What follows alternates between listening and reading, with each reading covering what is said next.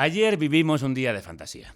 Muchos monárquicos se volvieron republicanos de golpe por el encargo del rey, al que ahora llaman Felpudo VI, a Pedro Sánchez, al que siguen llamando Perro Sánchez, de que intente formar gobierno como dice la Constitución. Sería un buen momento para que la izquierda pida un referéndum sobre la monarquía. Nosotros vamos a poner un Felpudo VI en la puerta de la República Independiente de la Radio y vamos a volver a poneros la guillotina que tanto nos pedís y tanto os gusta. ¿Va usted a poner la guillotina en la Puerta del Sol? Pues sí, señor, la guillotina, la guillotina. No voy a seguir toda mi vida escribiendo panfletos y despotricando contra los Borbones. Sí, señor, la guillotina. La reina, ¡zas! Guillotina. Los chulos de la reina, ¡zas! Guillotina. Los chulos del rey, ¡zas! Guillotina. Los ministros, ¡zas! Guillotina. Los obispos que los rodean, guillotina, guillotina, guillotina, guillotina. Todos guillotinados, sí, señor, la guillotina.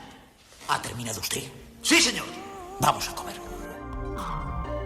No te lo vas a creer, Violeta, pero este tema se titula Reverse Faults, es decir, errores reversibles. Está en un disco que se llama Process, o sea, Procés en catalán, y es de 2017, año del referéndum del 1 de octubre y de la Declaración Unilateral de Independencia. Mare meva, que dirían por allí. ¿Quién es este visionario? Sanfa, el cantante y productor londinense que ganó ese año el Mercury Prize, uno de los más prestigiosos de la música británica, por este disco excepcional. Del nuevo proceso político que vive nuestro país, de los errores que la amnistía puede hacer reversibles, hablamos hoy.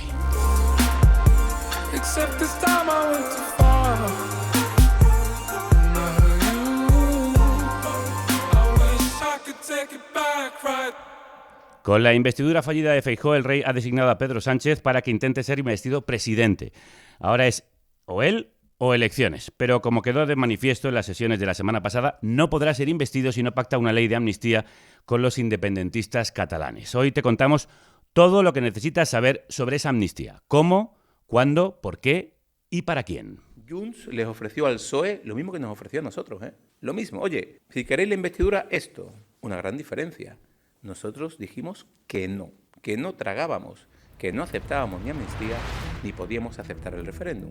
A ver qué hace Sánchez a partir de la semana que viene. Queremos que los españoles sepan que nosotros estamos dispuestos a pelear en los tribunales, a pelear en las instituciones y a pelear en las calles. Y lo vamos a hacer. Es la hora de la generosidad para que podamos encontrar entre todos una forma de articular una mayoría parlamentaria que nos permita un gobierno, no para una investidura, sino para una legislatura. Quiero en esto ser en las negociaciones, discreción, responsabilidad, altura de miras y sí, mucho diálogo. En esto estamos y aquí dejo la respuesta. La mayoría de las voces son conocidas. Ordenemos a quién escuchábamos. Violeta. Escuchábamos a Elías Bendodo, portavoz del PP, partido para el que la amnistía es un ataque a la Constitución y a la igualdad de los españoles. También a Abascal, el líder de la ultraderecha, que llama a pelear en todos los frentes, incluida la calle, donde coincidirá con Feijóo el próximo domingo en Barcelona en una manifestación convocada por la Asociación Españolista Sociedad Civil Catalana, a la que el líder del PP ha dicho que acudirá como un ciudadano más. Por último, escuchábamos también a Yolanda Díaz y a Pedro Sánchez, que nombrándola explícitamente o no, ven la amnistía necesaria y suficiente, siempre dentro del marco constitucional, mientras el independentismo tensa la cuerda y pide además un proceso de autodeterminación, un referéndum. Más allá de las posturas políticas, empecemos por explicar qué es una amnistía. Vale, pues según la Enciclopedia Jurídica es una medida de olvido de una infracción tomada por el Poder Legislador que tiene por efecto extinguir la acción pública y suprimir una pena ya pronunciada. Proviene de la voz de amnesia o pérdida de la memoria y de la palabra griega amnestía, olvido, y es una medida de gracia del Poder Legislativo, no del judicial, que a menudo se confunde erróneamente con el indulto. ¿Y en qué se diferencian? En que el indulto perdona una pena, total o parcialmente, a personas que ya han sido condenadas, mientras que la amnistía supone perdonar el delito independientemente de que haya o no condena. Es decir, el indulto anula la responsabilidad penal, pero no elimina la condena, mientras que la amnistía sí, lo borra todo. Así que, si se vuelve a delinquir, en el indulto quedan antecedentes, en la amnistía no. Entonces se puede volver a caer en el mismo delito aunque te hayan indultado o amnistiado. Claro, porque el perdón o el olvido son para un momento concreto, no para siempre. En eso son iguales. Otra diferencia es que el indulto se concede a título individual y la amnistía es una medida colectiva que, según el diccionario panhispánico del español jurídico de la RAE, se usa normalmente por razones de orden político de carácter extraordinario, como el término de una guerra civil o un periodo de excepción. Es decir, hablamos de una decisión basada en ceder para conseguir un bien mayor, una especie de borrón y cuenta nueva. Sobre si la Constitución la contempla o no parecería algo fácil de responder, pero no lo es. Hay mucho debate entre los juristas. Por eso hemos invitado a dos con posturas distintas para hablar del encaje constitucional o su impacto en la separación de poderes, de la posible interferencia con otras legislaciones o de cómo habría que delimitar los delitos amparados en esa hipotética amnistía. José Antonio Martín Pallín lo conocéis bien, ha estado aquí en este programa otras veces, es magistrado emérito del Tribunal Supremo. Crudos días, bienvenido. Bienvenidos, bien recibido y buenos días. También está con nosotros Inmaculada Ramos Tapia, que es profesora de Derecho Penal de la Universidad de Granada, desde donde nos escucha. Inmaculada, crudos días, bienvenida. Hola, buenos días, encantada de estar también en el programa. Bien, la Constitución no prohíbe la amnistía, pero tampoco la menciona. ¿Eso quiere decir que cabe o no cabe en la Carta Magna, José Antonio? Hombre, este es un debate que yo creo que se suscitó ya hace tiempo y en este momento creo que predomina la tesis, que yo es la que sostengo, de que en un Parlamento caben todas las leyes que no vayan contra la Constitución. Se han empleado argumentos dialécticos de que lo que no está prohibido por la Constitución se puede hacer y entonces han dicho pues se puede hacer legalizar la esclavitud o se pueden hacer sacrificios rituales. Por favor, antes de decir eso, que no se tomen copas, porque eso es una burrada de tamaño natural, porque que vayan a todos los artículos del derecho a la vida, la integridad física, etcétera, luego están prohibidas por la Constitución. Eso se ha utilizado. La amnistía es una ley abierta. Se ha hablado antes de situaciones de tránsito de una dictadura a una democracia, bueno, y también de situaciones excepcionales. Que la situación excepcional me asombra que la derecha diga que no había una situación excepcional cuando empezó atacando por rebelión. Oiga, si la rebelión es una situación normal, pues ya me contará usted. Creo que no me parece muy lógico. Por tanto, la situación era excepcional.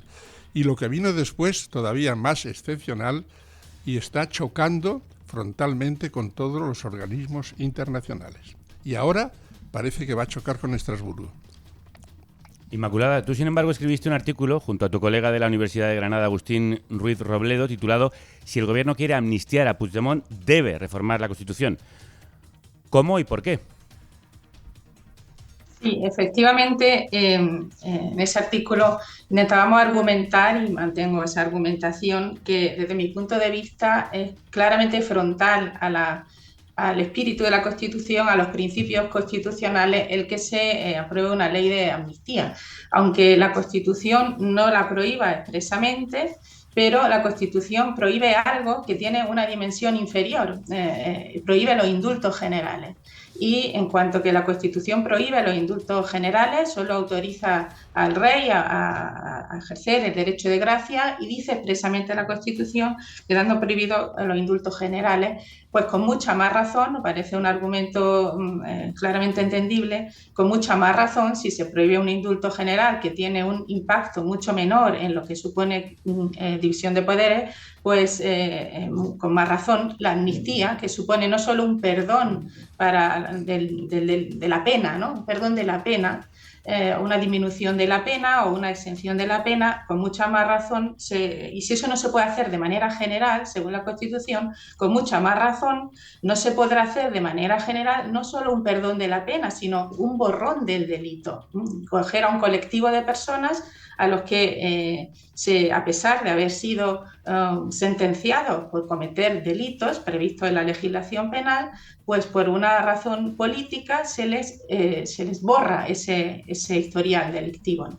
Si está prohibido lo menos, que es el indulto general, claramente está prohibido también la amnistía. Y aunque no se mencione, sí que en ese artículo que ha mencionado decíamos cómo en los debates constituyentes hubo expresamente una enmienda para incluir la amnistía y se rechazó. Así que en nuestro ordenamiento constitucional creo que hasta que hemos llegado a esta situación donde se ha puesto sobre la mesa una amnistía como moneda de cambio de un apoyo para gobernar, hasta este momento la idea general en el ordenamiento jurídico y en el pensamiento y en la doctrina es que la amnistía no es constitucional, no está prevista en nuestro sistema constitucional. José Antonio. Bueno, yo, como he dicho antes, esto no lo comparto por dos motivos. Primero, el indulto general tiene unos efectos absolutamente extensivos. Afectaría a las 50 audiencias provinciales de España.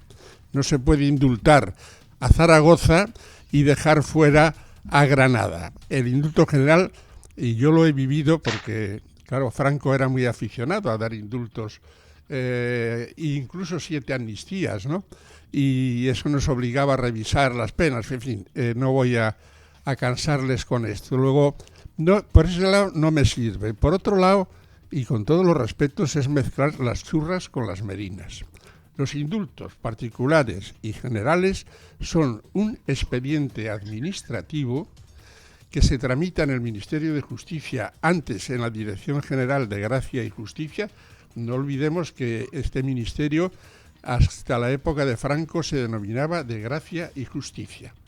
Y es un acto administrativo que incluso, ya se ha llegado a decir en 2 ocasiones, se revisa por la Sala Tercera del Tribunal Supremo. La amnistía, como una ley, en ningún caso podría ser revisada por un tribunal respecto de su constitucionalidad. Esto le corresponde en exclusiva al Tribunal Constitucional. Y por otro lado, repito, no es que pueda lo más, es que hace frente a una situación política concreta y determinada. Yo creo que el problema que va a tener la amnistía, que va a salir, porque es que además el Tribunal Constitucional en 1986 señaló claramente la diferencia entre la amnistía y el indulto.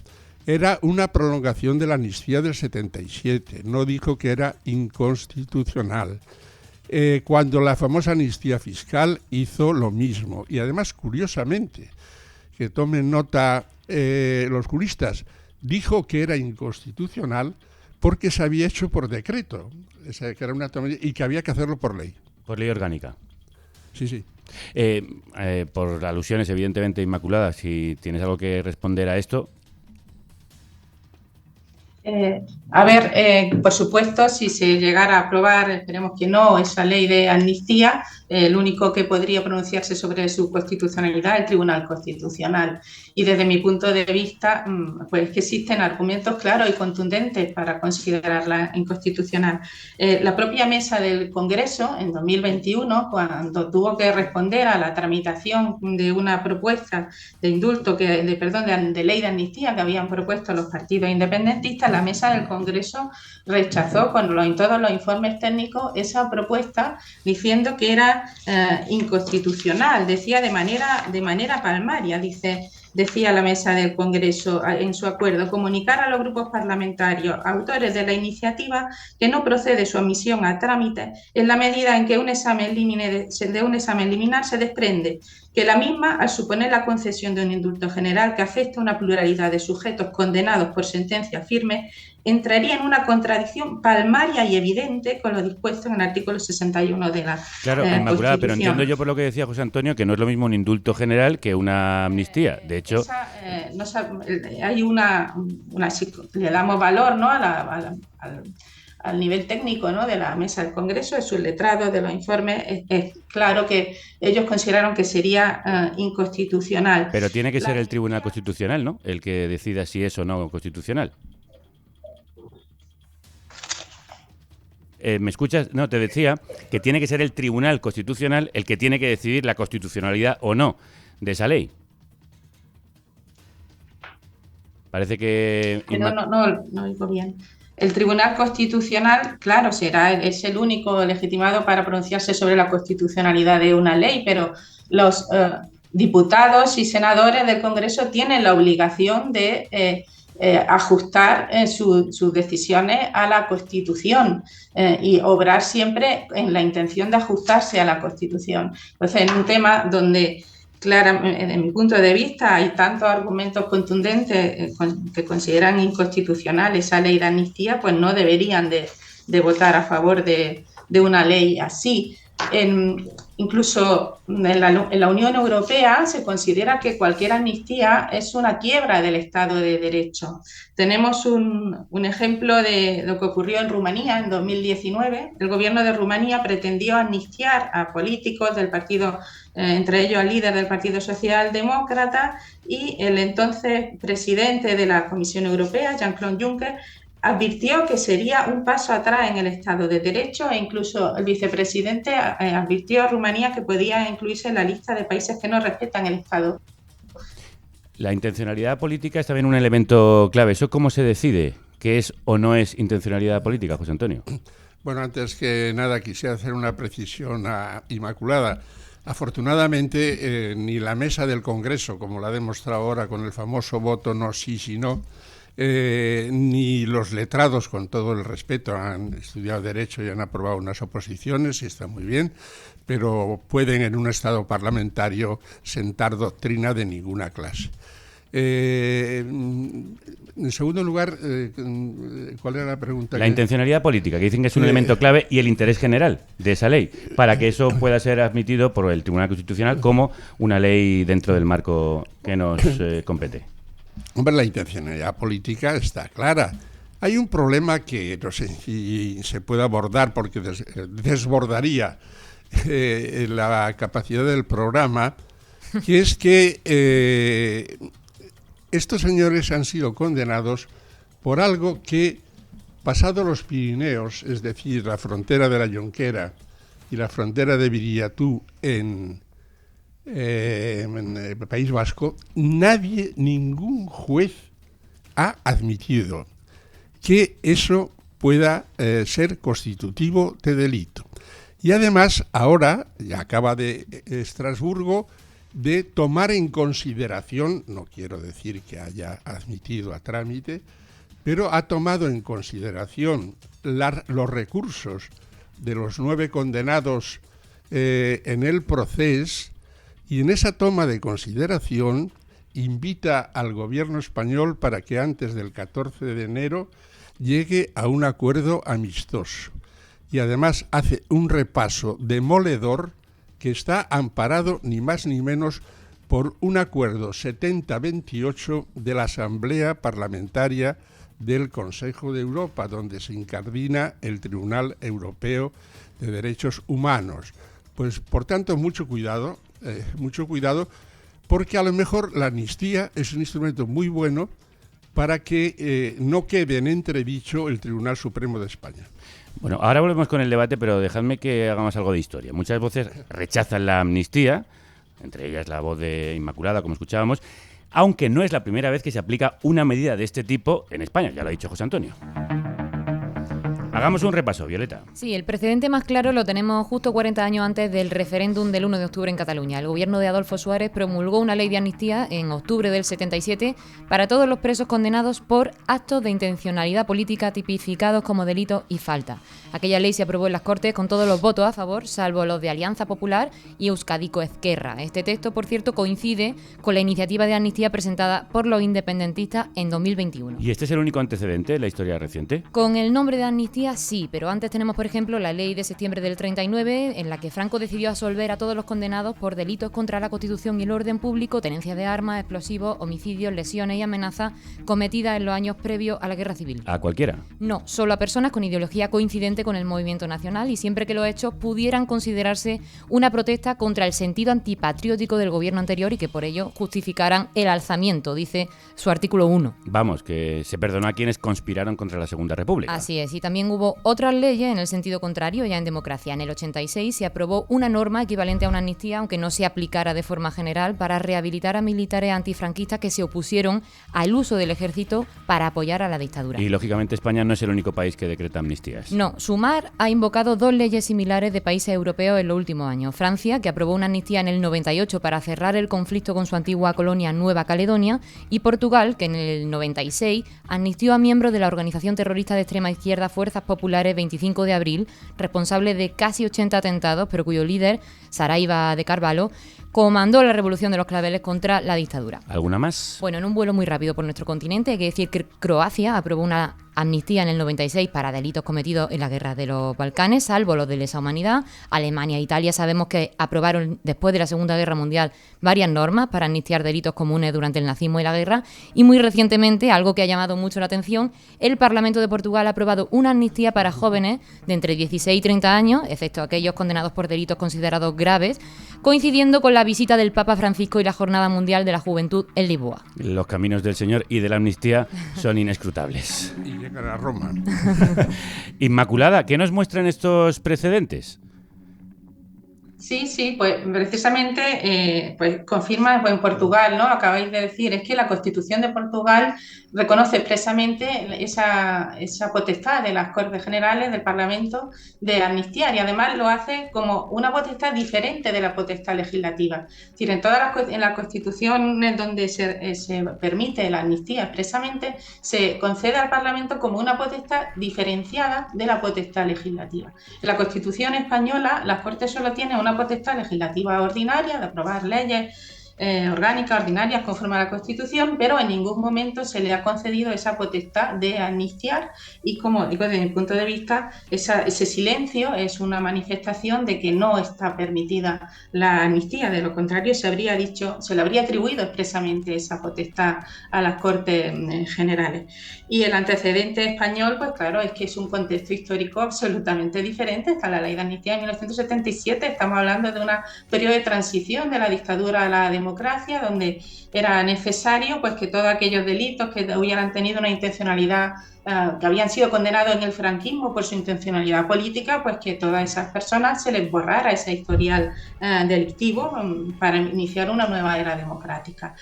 Nada que ver con lo que ocurrió en el 2017, que fue al contrario, o sea, son unos delitos por personas que lo que hicieron fue quebrantar absolutamente el funcionamiento democrático y constitucional de nuestro Estado de Derecho.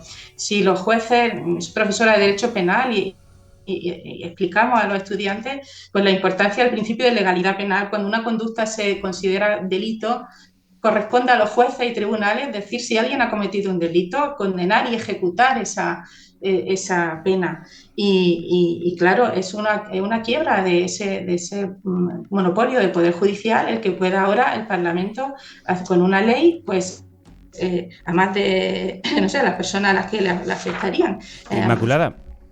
Que unas 1.500 personas, pues es sus actos delictivos conforme a la ley penal vigente en ese momento, pues se le hace borrón y cuenta nueva, ¿no? Eso no tiene, sería una quiebra total. Pues Antonio, entiendo yo, a raíz de lo que está diciendo Inmaculada, también se me ocurren un par de preguntas. Lo primero es que aquí, si hablamos también de una reconciliación, como se buscó en la amnistía del 77, y si la Constitución hubiera querido prohibir la amnistía, lo habría hecho explícito como lo hace con los indultos generales. Pues eso es una explicación también bastante lógica.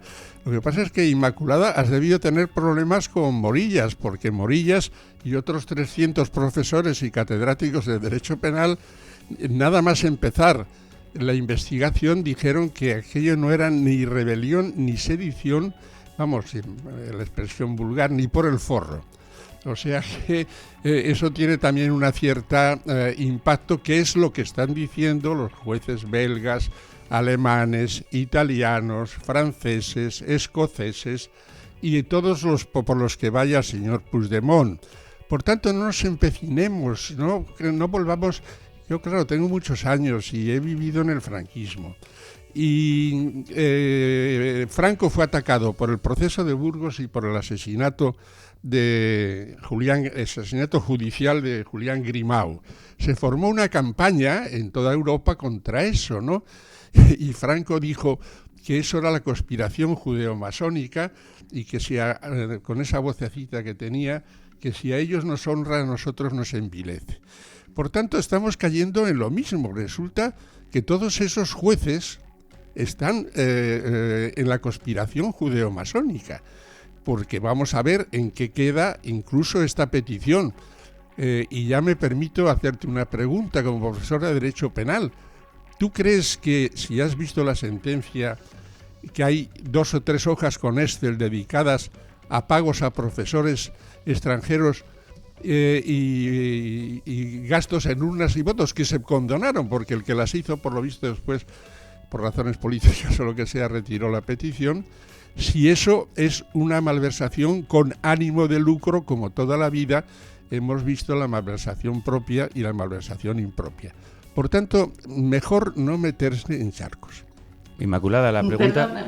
Perdón, creo que se está derivando el coloquio, ¿no?, a un tema que es cuestionar si son correctas o no las sentencias de condena del acta de proceso. No es este el objeto. Yo respeto por supuesto, soy crítica y he escrito criticando determinadas decisiones del Tribunal Supremo, pero respeto absolutamente que una vez que un caso está juzgado por un tribunal, ese es el derecho. Entonces, ahora aquí no vamos a cuestionar si son... me parece que abrir ahora si son justas o injustas, correctas o incorrectas las sentencias. El caso es que hay una sentencia donde se condena a determinadas personas por unos delitos, en otros casos se están investigando, y la cuestión es si se debe respetar esas decisiones de los tribunales o si puede venir el Congreso con una ley, pues hacer borrón de todas esas decisiones judiciales, ¿no? Hacer un borrón para determinadas personas por razones políticas y para obtener un determinado beneficio por un partido que quiere gobernar, ¿no? Pero también, Inmaculada, te traslado la pregunta que te hacía antes. El beneficio puede ser también para un partido, pero también para la ciudadanía por una reconciliación en España que es necesaria después de un conflicto en Cataluña.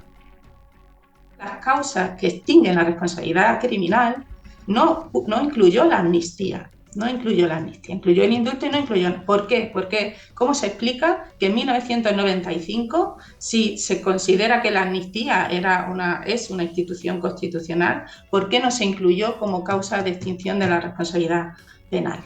Bueno, ¿y por qué se incluyó y se sigue incluyendo en el artículo 666 cuarto de la Ley de Enjuiciamiento Criminal, que, como sabes, era antes un artículo de previo pronunciamiento, ahora puede ser una cuestión previa, que obliga todavía, lo que he leído esta mañana en el boletín, si no lo han cambiado esta noche lo retiraría, ¿no?, que obliga a los tribunales, si hay amnistía, a dictar un auto de sobreseimiento libre que equivale a una sentencia absolutoria. Por tanto, hay argumentos por todos los lados. Bueno, hay voces que alertan de que esa ley podría ser aplicada de distinta forma según diferentes tribunales y eso podría traducirse en amnistiados o no según la causa. Además, como comentabais, de la posibilidad de que el Tribunal Constitucional tumbe la ley a posteriori o de que la justicia europea también pueda ser invocada para pronunciarse sobre si la amnistía es acorde a los derechos y los tratados comunitarios. Aunque aún no se conocen los detalles de la amnistía que se está negociando, queremos analizar con los datos que tenemos a quién beneficiaría esa posible ley. En exercici del legítim dret a l'autodeterminació que té una nació mil·lenària com Catalunya, a un referèndum que se celebrarà. Actualmente hay decenas de personas con causas judiciales pendientes por el procés, Violeta. Sí, entre ellos miembros de la Generalitat durante el 1 de octubre, como el propio Puigdemont y los exconsellers Toni Comín y Luis Puig, huidos todos a Bruselas, o Marta Rovira, secretaria general de Esquerra Republicana. Recordemos que Puigdemont y Comín están condenados por malversación y desobediencia y se enfrentan a penas de cárcel si vuelven a España. Pero además unos 40 altos cargos y cargos medios tienen causas pendientes por los preparativos del procés y su promoción internacional con fondos públicos. Y también 12 miembros de los comités de defensa de la República y participantes del movimiento Tsunami Democratic que organizó protestas contra la sentencia del procés en 2019. ¿Hay algún número aproximado de personas afectadas? Según la asociación independentista Òmnium Cultural, hay 1 millar de represaliados que podrían acogerse a la amnistía, aunque según Sumar, esta misma entidad les ha trasladado una lista de unas 600 personas. Dentro de lo que se consideran causas del procés también hay 45 policías imputados por las fuertes cargas policiales del 1 de octubre y hay mucha diversidad de opiniones sobre si deberían o no estar amparados por la amnistía. Sí, los propios agentes rechazan la amnistía porque supone equiparar la actuación de la Policía Nacional con la de los delincuentes que participaron en un intento de golpe de Estado en Cataluña, según, literalmente, palabras del Sindicato de Policía Nacional, Jupol. Sin embargo, las víctimas de cargas policiales, durante el referéndum del 1 de octubre se oponen a que se absuelva a los agentes, pero por los motivos contrarios. Sí, la Asociación de Defensa de los Derechos Humanos, Iridia, representa a muchas de esas víctimas en los tribunales y nos han puesto el caso de una persona a la que pues se le utilizó un órgano principal, con lo cual está yendo por un procedimiento sumario, y la acusación particular y popular, que es Iridia, va a calificar como delito de tortura y delito grave de lesiones. Delito de tortura, básicamente, por el hecho de haber infligido un dolor y un daño tan grave. Esta asociación rechaza la amnistía de los agentes al entender que el derecho internacional impide aplicarlo en casos de torturas. Desde Iridia lo que nos parece absolutamente fundamental es que se deje fuera de toda amnistía la tortura y los tratos inhumanos y degradantes, porque es eso lo que los órganos de tratados y por lo tanto ¿no? pues la regulación internacional dice y prescribe que debe quedar fuera de toda amnistía. José Antonio, ¿a quién tiene que amparar? No, yo entiendo la posición de los policías, entre otras cosas porque el que dio la orden fue el señor Zoido, ministro del Interior y el presidente del Gobierno, y ellos no hacían más que cumplir órdenes.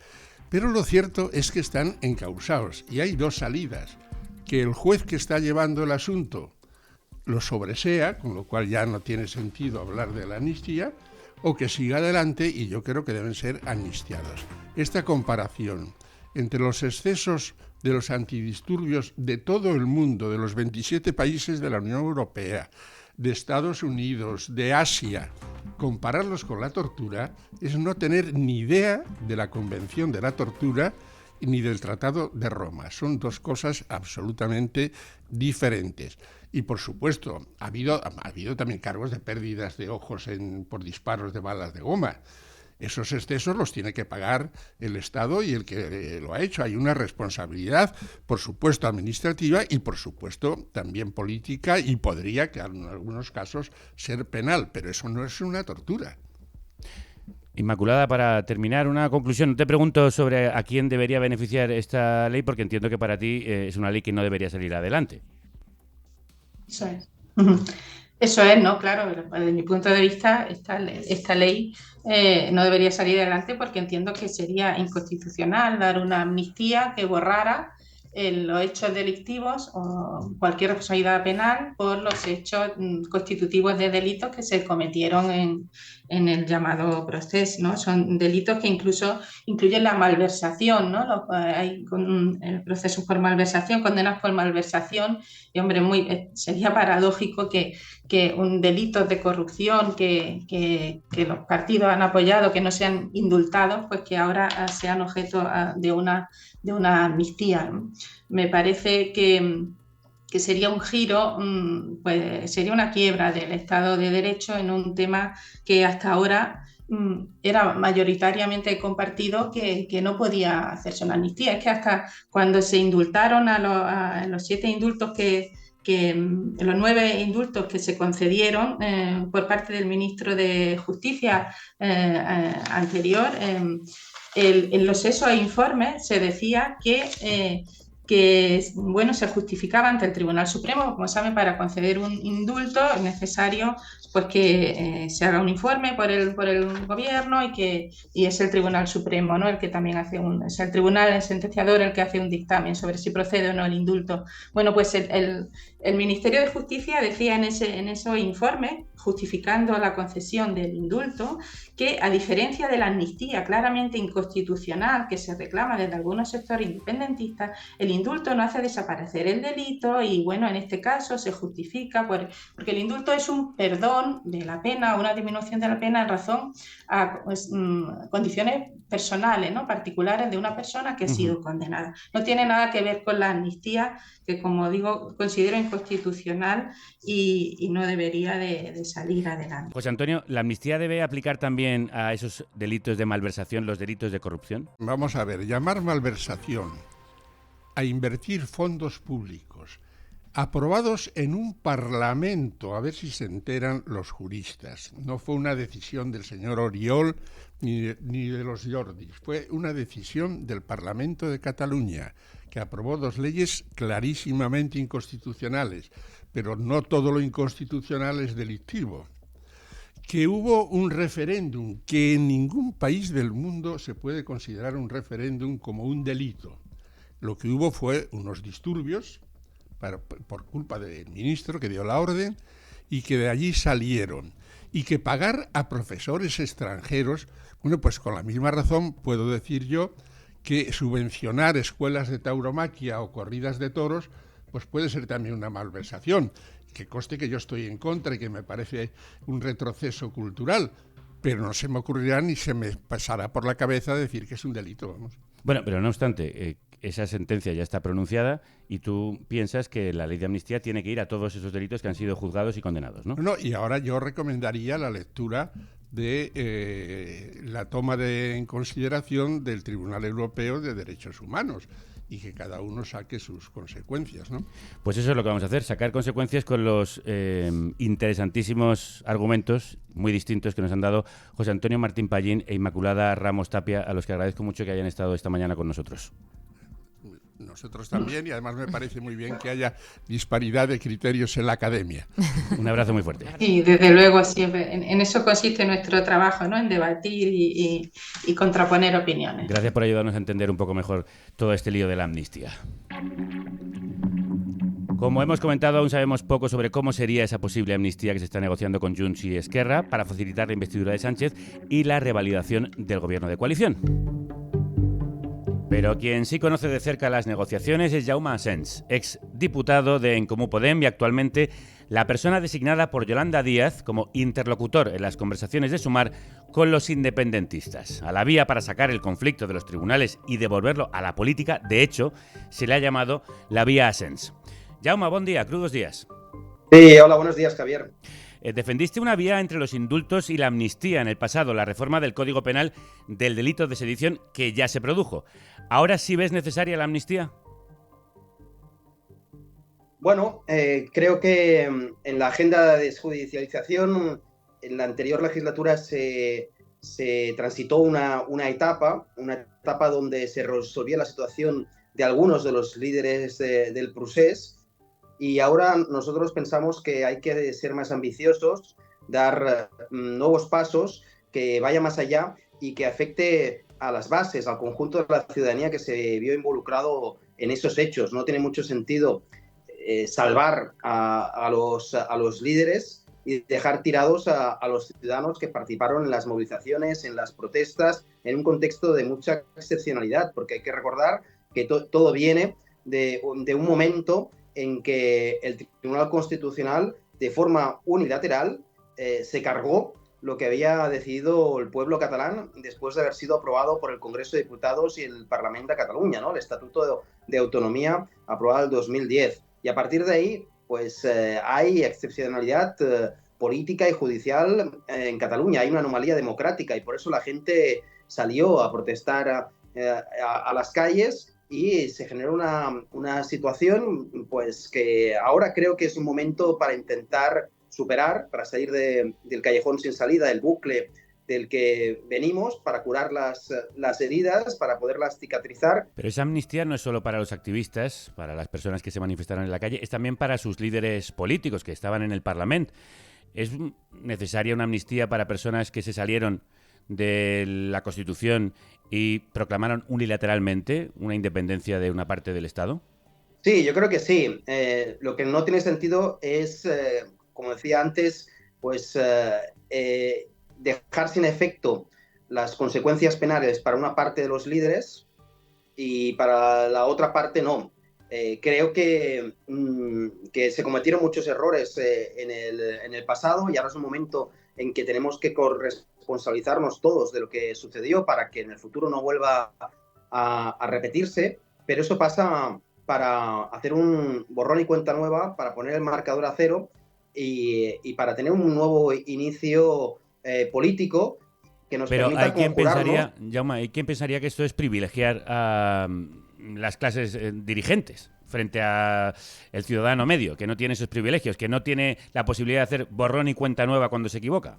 Bueno, creo que aquí todo el mundo se equivocó. O sea, no se equivocaron solo ellos, se equivocó el Estado. O sea, ellos reaccionaron ante una acción de unilateralidad por parte del Estado. El Estado y el gobierno del Partido Popular, hay que recordarlo, respondió con porras, con cárcel, con no a todo, con incomprensión y tras una sentencia del Constitucional que lo que hizo es imponer un estatuto contra la voluntad de los catalanes. Se rompió el pacto territorial del 78, por tanto se rompió una relación de bilateralidad, la que está establecida en la Constitución entre Cataluña y España. Cuando se rompe una relación, un pacto, se abre la puerta a la unilateralidad. Cuando tú actúas con unilateralidad por parte del Estado, hay mucha gente que cree que puede responder y que es legítimo en responder desde la unilateralidad también. Y de hecho la mitad de la población catalana, casi el 50%, más de 2 millones, imaginemos eso qué significa en términos estatales, sería como, pues yo qué sé, 20 millones de personas salieron a la calle a desobedecer las directrices del gobierno y las órdenes del Tribunal Constitucional porque entendían que estaban en su derecho. Todo eso creo que tiene que ver pues con un momento de falta de diálogo, de imposición por la fuerza, de una voluntad del Partido Popular a una parte mayoritaria de la sociedad catalana y por eso creo que hay que tener en cuenta pues esa excepcionalidad para entender que cuando pasa esto a lo largo de la historia, ha pasado en múltiples ocasiones en España, después tiene que haber un mecanismo para poder corregir esa situación y para poder, digamos, empezar de nuevo, ¿no? Jaume, y volviendo al presente y hablando de diálogo, ¿en qué punto están las negociaciones? Bueno, yo creo que ahora estamos en un momento interesante donde se está discutiendo el alcance que debería tener esta ley de amnistía, a quién debería afectar y con qué argumentos se debería aprobar. Creo que es un momento de acercar posiciones y creo que vamos bien. Si yo soy optimista, creo que la ley de amnistía va a tirar adelante y nos va a permitir un reencuentro, una cierta reconciliación entre sectores de la sociedad que hasta ahora pues estaban enfrentados, ¿no? Creo que hay que superar esa dialéctica del enfrentamiento. ¿Se han concretado ya los detalles de cómo será ese pacto para esa ley de amnistía? ¿Si se hará antes o después de la investidura? Bueno, estamos intentando ir lo más rápido posible. Lo más probable es que haya una parte del acuerdo en que se pueda materializar antes de la investidura. Lo deseable es que pudiera hacerse todo lo suficientemente rápido para que estuviera hecho el pacto antes de votar la investidura, pero dudo que eso pueda ser así por una cuestión de cronograma, de tiempos y de la complejidad que implica una norma de estas características, que hay que recordar que tiene que pasar el filtro del Tribunal Constitucional y por tanto tiene que ser muy rigurosa, ¿no? Tiene que explicar muy bien pues por qué se aprueba una norma de estas características, igual que cuando se aprueba un indulto, porque muchas veces los argumentos que se utilizan para atacar la amnistía son los mismos que se utilizan para atacar los indultos, ¿no? El tema de la igualdad entre los ciudadanos, ¿no? O cuando se dice que se interfiere las decisiones del Poder Judicial. Esos son argumentos que también valen para los indultos y por eso tanto en un caso como en otro tienen que estar bien motivadas las resoluciones que los fundamentan. ¿Habéis estado más cerca desde Sumar del portavoz de Junts, Puigdemont, Carles Puigdemont, que el presidente del gobierno y el Partido Socialista? Porque se os ha visto a vosotros en las fotografías, pero no se ha visto a ningún socialista acercarse a Bruselas. Bueno, yo creo que hay una diferencia hay bastantes, pero hay una entre el PSOE y nosotros en este asunto, que es que nosotros estamos haciendo esto por convicción y ellos lo están haciendo por oportunismo. Y no hace falta que se haga necesariamente por convicción. También el PSOE votó por oportunismo la reforma laboral. No sé qué habría hecho si no necesitara nuestros votos. Y lo que es obvio es que la reforma laboral es positiva para España, ¿no? Y buena parte de la agenda social que aprobamos en la anterior legislatura, el PSOE también la votó, a pesar de que no la llevaba en su programa, pues por oportunismo, porque necesitaba los votos. Eso es la política. Pero yo creo que es mucho mejor cuando las cosas se hacen por convicción, porque creo que nos equivocaremos si pensamos en la amnistía solo como moneda de cambio para conseguir unos votos, para conseguir la investidura. Creo que la amnistía tiene que ser algo más, tiene que, como decía antes, permitir un nuevo inicio político y tiene que ser la condición de posibilidad para abrir un debate honesto sobre lo que sucedió en el 2017. ¿Ese acuerdo en la agenda social incluye un referéndum de autodeterminación, como pide Esquerra Republicana i Junts? No es poden amnistiar les conseqüències d'un conflicte sense contemplar una solució per a aquest conflicte. Como decía Gabriel Rufián en su intervención durante la investidura fallida de Feijóo. Bueno, yo creo que tenía razón Carles Puigdemont cuando decía que había que ir paso a paso en su conferencia de Bruselas, que hizo el día posterior a nuestra reunión, la reunión que tuvo con la vicepresidenta y conmigo, y ahí estableció que hay que primero desjudicializar el conflicto político, hacer la agenda de desjudicialización, y eso es lo que estamos haciendo ahora, antes de la investidura, y después de la investidura, a lo largo de la legislatura, evidentemente se pueden poner todas las otras carpetas que tienen que ver con la resolución del conflicto político que está detrás de esto, ¿no? ¿Está España preparada para un referéndum de autodeterminación en Cataluña? ¿Está la sociedad preparada?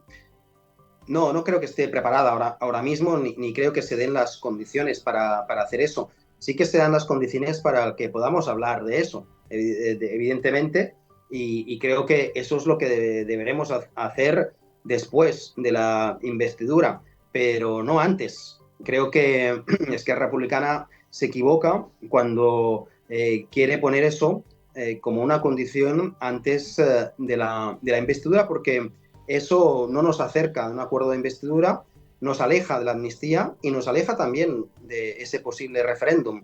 Y creo que no podemos subestimar lo que representa la carcundia del Partido Popular y Vox. No podemos darle una segunda oportunidad a Vox. Creo que la amenaza de un gobierno con los neofranquistas de Vox es una amenaza real y suficientemente seria. ¿Estarán intentando forzar nuevas elecciones desde Esquerra? Bueno, no sé lo que están intentando, pero sí que es verdad que es un tanto temerario o un tanto frívolo, o en todo caso un error, poner todas las carpetas en el mismo momento, porque aparte de que estresas a la opinión pública y generas confusión y alimentas el discurso de la derecha y la extrema derecha, estás generando una futura frustración y desilusión. Y es fácil que en el futuro les acusen de traidores, porque eso no va a suceder. Antes de la investidura no se va a pactar ningún referéndum, ni las condiciones para hacerlo efectivo. Creo que el Partido Socialista en eso ha sido muy claro. Por tanto, yo ahora mismo el principal peligro que le veo a un acuerdo de investidura es la competición entre Esquerra Republicana y Junts. Y si finalmente logramos esa investidura, esta legislatura, el principal foco de inestabilidad que va a haber, en mi opinión, va a ser esa competición enfermiza entre Esquerra y Junts para ver quién lidera el relato, ¿no? Y creo que deberíamos aprender mucho más de los compañeros y las compañeras de Bildu, que tienen un compromiso antifascista muy, muy claro. De hecho, un compromiso que les lleva incluso a decir que ellos van a votar la investidura a cambio de nada. No le estamos pidiendo eso a Esquerra y Junts. Nos parece bien que pongan condiciones, pero eso sí, que no olviden lo que está en juego y que la estrategia que ellos hacen nos puede acercar, nos puede alejar de los objetivos y en cambio acercar a Vox al gobierno del Estado. Jaume Asens, como siempre, gracias por hablar tan claro, por estar aquí en estos micrófonos. Moltes gràcies, bon día y que vagi bé. Gracias, Javier, buenos días, que os vaya bien también a vosotros. Un abrazo. Viva la República. Viva la República. Somos el grito en el cielo. Somos un secreto a voces. Somos el murmullo de fondo. Somos la grieta y la fisura. Somos la república. Somos una red. Somos carne cruda y somos legión. Seguid siendo esa red para que no caigamos y seguid siendo esa legión que hace sostenible esta república. Hemos escuchado a un político de la izquierda que aboga por una amnistía por convicción y no solo por conveniencia.